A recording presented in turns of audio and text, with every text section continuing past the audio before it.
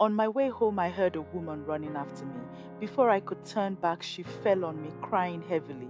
I pushed her away violently because she was seriously contaminated and smelled bloody spiritually. I saw three angry children at her back. Immediately, I pushed her. She stood on her own, but was still crying loudly. Woman, will you control yourself and tell me the problem? She blew her nose loudly into her wrapper and cleaned her tears. Great one. It's been 15 years since I married my husband, but no child, not even a miscarriage. Just this early morning, my husband and his relatives brought a new wife and sent me packing. She started crying afresh. I stared at the children standing behind her spiritually. Indeed, they were very angry and ready to kill her at any moment. But I see children following you around. I pointed at them.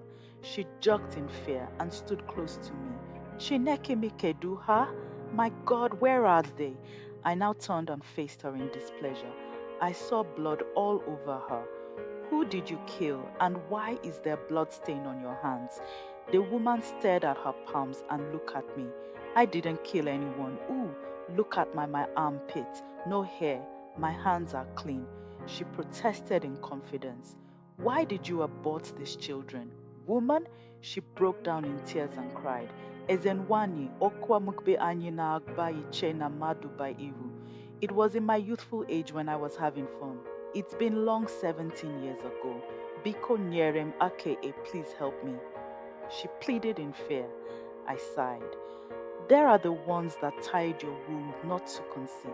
They are very angry with you and will kill you in the next 7 days. You know that abortion is a very big abomination in the land. You went on and did it and even relaxed without doing the proper cleansing.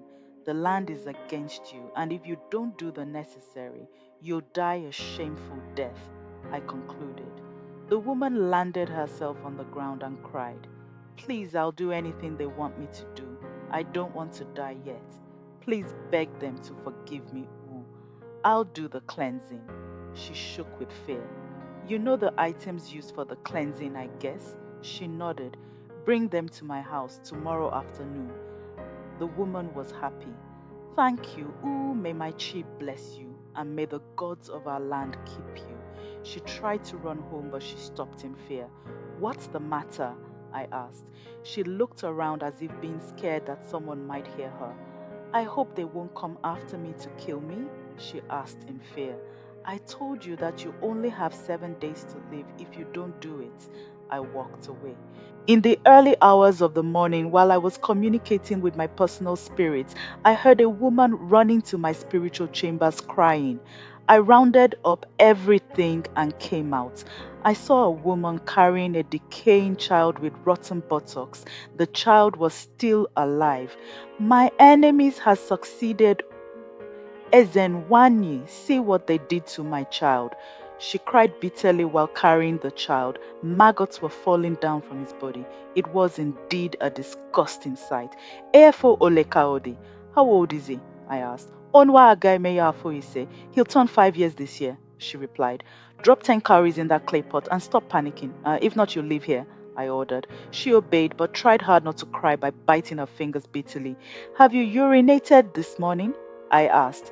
No, I handed a small clay pot to her and told her to urinate inside, which she did without hesitating.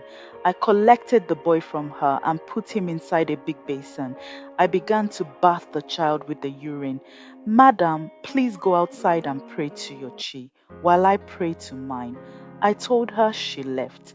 As I bathed the boy while making some incantations, the old skin began to peel off and a new skin unveiled. By the time I was done, the boy was totally healed. I called the woman and handed her child back to her. The boy sneezed 7 times. Ne achorom ita akara na ji mother, I want to eat fried beans, balls, and yam, the boy said weakly. The woman jumped with joy and embraced her son. Ezenwani, my chi will bless you. She knelt before me. I smiled. So what should we do to the person that did this? I asked her. So I reversed his disease to her because she planning another attack on another person. Let her carry the sickness, Biko. That person is very wicked. But wait, who is behind it? She asked me. When the sickness backfires and the woman starts to decay, you'll know, I told her. As I was speaking, a young man came running to my chamber with big rashes all over him. He was seriously scratching his groin area with stick. I signaled the woman to leave as the man came closer. Dianye nkea ina akoka onye chinchi nonu otule. Guinea mare this one, you're scratching your groin as if there are bed bugs there. What is it? Ezenwani, I don't know who. After I got intimate with the lady, this sickness started, he complained. Why won't they inflict you with sickness when you can't keep manhood at a place? You ended up making love to an evil mermaid. Hey, I'm dead. Please, Izenwani, help me, Biko. I will keep 10 cowries inside that clay pot over there. He did. I went inside and brought out a calabash filled with my fortified virgin water, rainwater gotten directly from the sky without it touching any surface and the container not touching the ground. I used palm fronds to sprinkle it on his body as I cleansed him. Immediately I was done. He was cured. He started jumping with joy. Enya noro ofu ebe, ina amachagarika osa. My friend, stay at a place. This one you're jumping up and down like a squirrel. I told him he comported himself. I gave him a native egg. When you reach the road where three paths meet, circle this egg round your head anti-clockwise 7 times, throw and break it on the ground, leave without looking back. Ezenwanye, may the gods of our land bless you, he said as he took the egg from me. He dropped extra 10 cowries and left. Few minutes later, he came running back with same sickness all over him. This time around, it was worse. What happened? I asked him, knowing fully well that he has done something wrong. I don't know. After throwing the egg, did you look back? I asked curiously. Yes, I warned you not to look back, but you didn't listen. Now they have given you back what you gave to them. I was angry. You humans are so disobedient to the core. Please, I'm sorry, Izenwani. Baharam, forgive me, he pleaded. I shook my head. Get me 3 big white rams that has no blemishes, so I'll restore your health. Izenwanye, it's too much now, Bikonu, he started crying. That's a price to pay for your disobedience. Because I took only 10 pieces of cowries from you doesn't mean it's so easy. At least after sacrificing, you'll learn how to appreciate and obey. You ingrate. After the young man left, an elderly man and a woman came running to my chambers with a child. Ezenwanye, please, my child is dead. The man screamed at the top of his voice. I walked outside with my staff. The woman ran and knelt in front of me, crying. I scolded my daughter because she broke my clay pot. All of a sudden, she started convulsing and died that instant, she complained bitterly. How old is she? Great one, she's 2 years old. Give me the child, that I commanded. They handed her over to me. The child was already cold. Why bring a dead child to me? I asked. Great one, cause we believe there's nothing impossible for you to do. The man replied with so much confidence that made me smile. I have limits, my dear. I can't raise a dead child. The woman started crying hopelessly while the man gnashed his teeth. This child has been sick from birth, right? Oh, yes, great one. We've spent all our fortune on the child. We spent our last dime on her. Now we're living in abject poverty. The man complained in pains. I hummed and shook my head sadly because of what I was seeing about the child.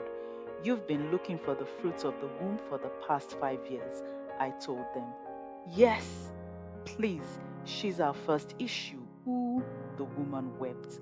Leave her, let her go, I commanded.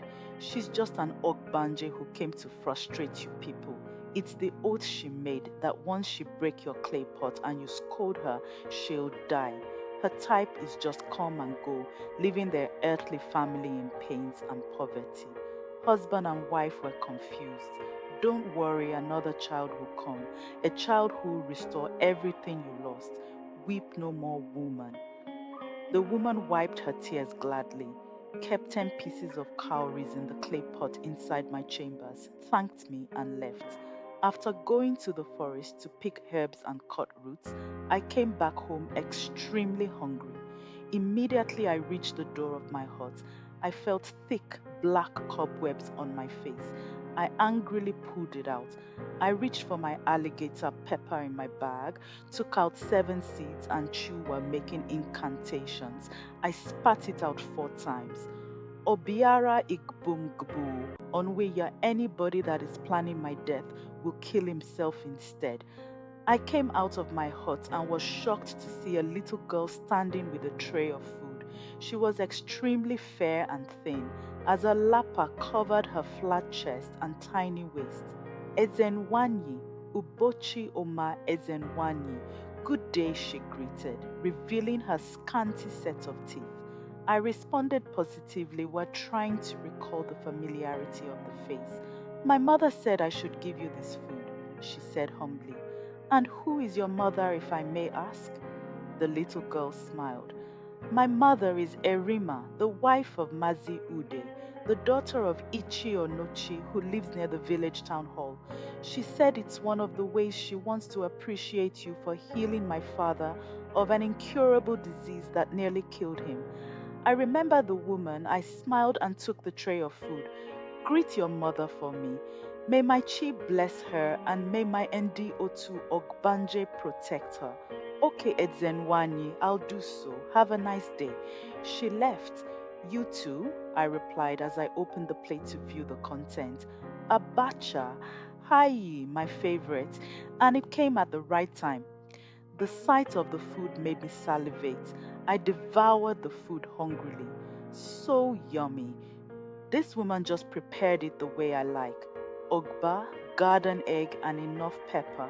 Within 5 minutes, I've already licked the plate dry.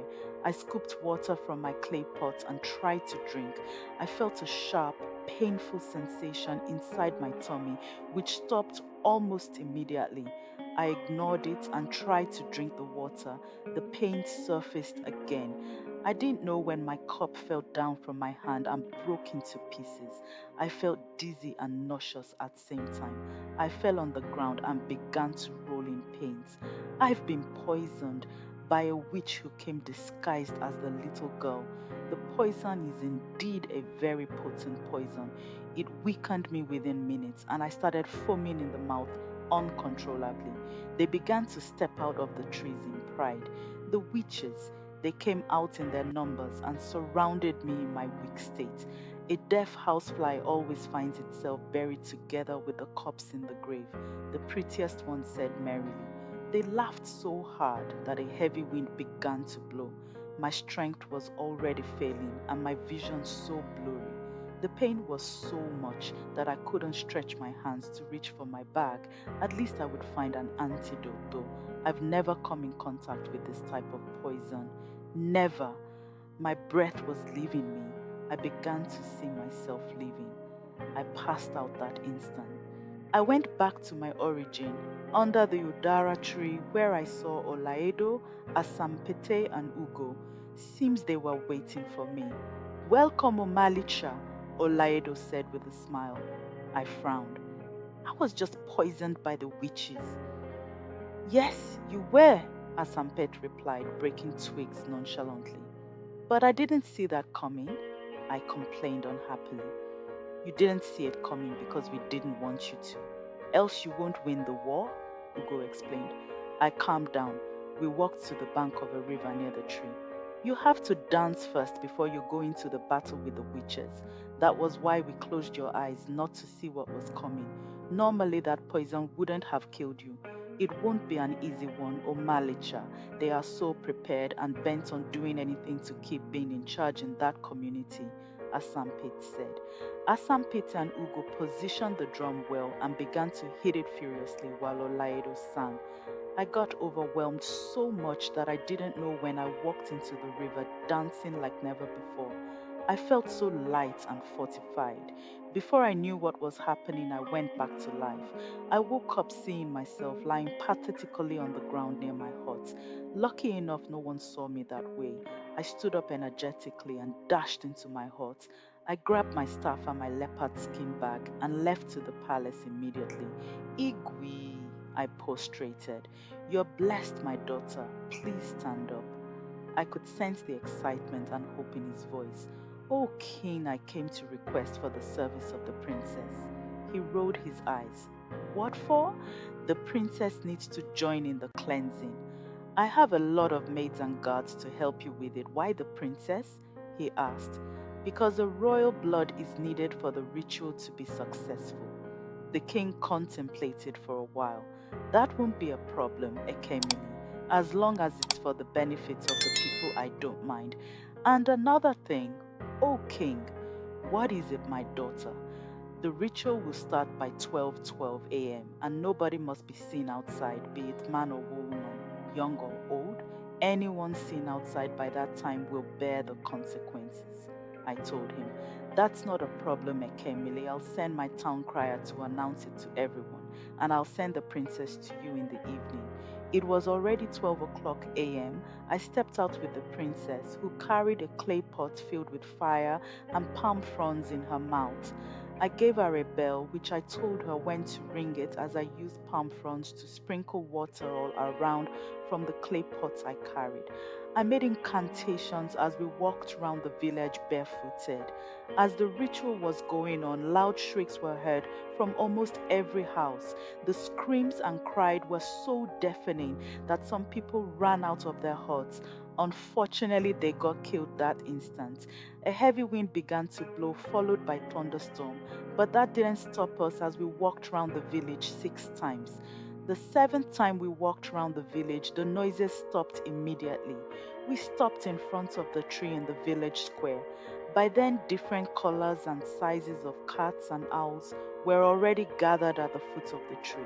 They immediately changed to witches and wizards who lay on the ground helplessly. We won't leave, never. This community belongs to us. The first one gnashed her teeth bitterly. Yes, we won't leave. I thought we killed you. You deaf girl. I laughed. You said you won't leave, right? I asked. Yes, we won't. The chorus still groaning in pains. Okay, we shall see. I walked to the tree and made 4 marks on it. Seems you people love trees because the last time I checked, you always step out of trees, I said humorously. Yes, we dominant even nook and cranny of this village, even the trees. We have powers to live wherever we want to. The wizard amongst them bragged and dipped his ugly long claws into the ground. I see. I nodded. Since you dominate trees too, I think it's a good idea if I bind you there forever. You do no such thing, Ekemili. They began to murmur and try to disappear, but unfortunately, I already pinned them to the spot. They began to murmur when their powers failed them. I commanded the tree to swallow them. They kicked, screamed, and cried to no avail as I caged them into the tree. Please let us go. Please, we'll do anything you want us to do. They started begging and pushing out their limbs out of the tree in attempt to be free. I took the clay pot of fire from the princess, circled the tree 3 times, and threw the pot at the foot of the tree and set it ablaze. They cried and screamed in pains and anger. I pulled the princess along as we walked down the village river where I cleansed her. After cleansing the princess in the river, I went directly to the king to tell the town crier to announce to the villagers that everyone should be ready for the heavy downpour I was about to command. A downpour that the village has never experienced, and everyone must bath in the rain. When the town crier was done announcing to the villagers, it was already 11:26 a.m. I went straight to the burnt tree in the village square, prayed, and smite the tree with my staff 7 times. Immediately there was a heavy, deafening thunderstorm and a strong lightning. May the rain cleanse the land of Nzioma. May it bring peace and happiness. May it bring freedom and healing. May it be the end of every evil man or woman. Anybody whose hand is stained with evil or blood will die immediately he or she steps into this rain. It's an answer to a prayer. Both men and women of Nzioma will exceed the age of 70. Nobody will tamper with their lives. They shall die when their chi has decreed they shall. as I, Ekemili, the daughter of the mother of the three waters and the commander of the four elements, water, air, earth, and fire, I have decreed it, and so shall it be. Easy, I prayed. I dusted my foot at that spot and turned away without looking back. Indeed, nature obeys me. Immediately I turned to leave, a heavy rain began, so solid that it fell like hails. Everybody, young and old, came out to dance under the rain, both the sick, the blind, the lame.